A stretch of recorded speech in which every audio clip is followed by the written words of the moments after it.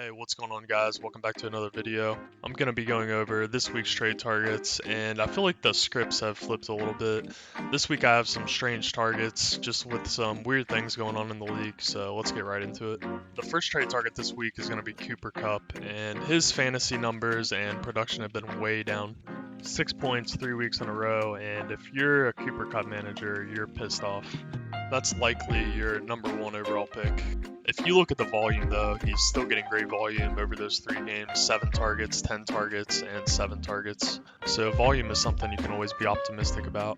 Also, there was no Matthew Stafford last week with a sprained right thumb, but Coach Sean McVay said he was optimistic that Stafford is going to be back after their bye week.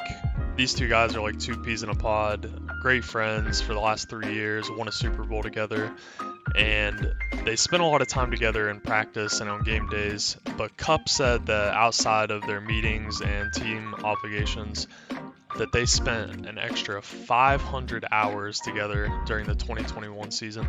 So go for a Cooper Kupp trade right now before his numbers go back up. He's on a bye week this week, so that's even more incentive to try to get him off your roster. My next trade target is Alexander Mattison, someone I haven't really liked the entire year. Every time I watch him, he just doesn't look very good. But with Cam Akers tearing his Achilles, it completely changes the game for Mattison. And then you have Kirk Cousins also tearing his Achilles. So this high volume position is being forced upon Alexander Mattison.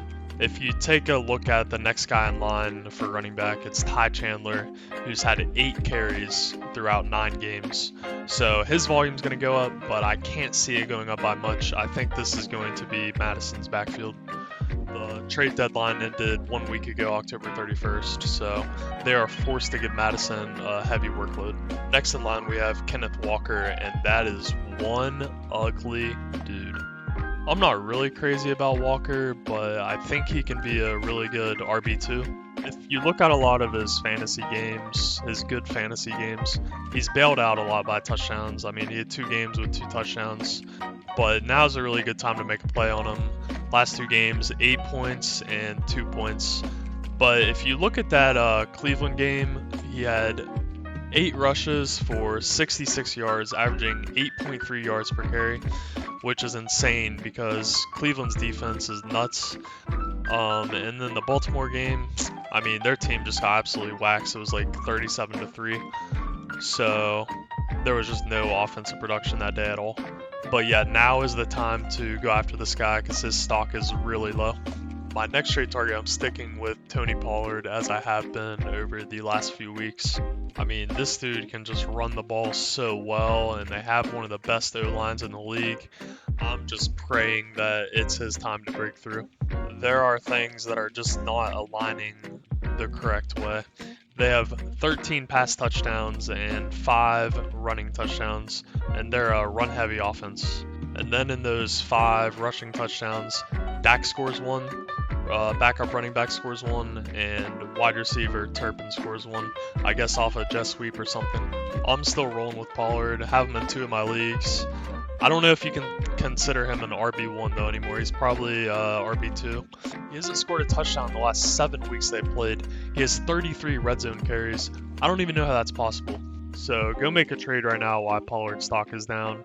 It was most likely the league manager's first pick, and I took him first in the league. I'm pissed off. You can probably strike a deal on these people right now while they're emotional, but not on me though. The last trade target I have is Bijan Robinson. To be honest, I don't know what their coaches are doing. They have the greatest young talent in the league, maybe besides CJ Stroud, and they're just taking him out of the game. I'm hoping they wake up and realize they need to use him in order to be successful. They've lost the last 2 games by 5 points or less, and if they had utilized him, that could have been the difference maker. So look at his stats the last 3 games. That 1 carry game he had a headache, so you throw that one out. But they have completely taken him out of the passing game. And what I don't don't understand is he is such a playmaker in the passing games.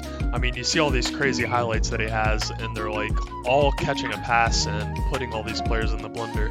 So good for Bijan right now. He was another first rounder whose stock is just way down right now. So those are my 5 trade targets for this week. Thanks for watching. It's really appreciated if you made it all the way to the end of the video. Let me know if there's any way I can improve my videos, and peace out.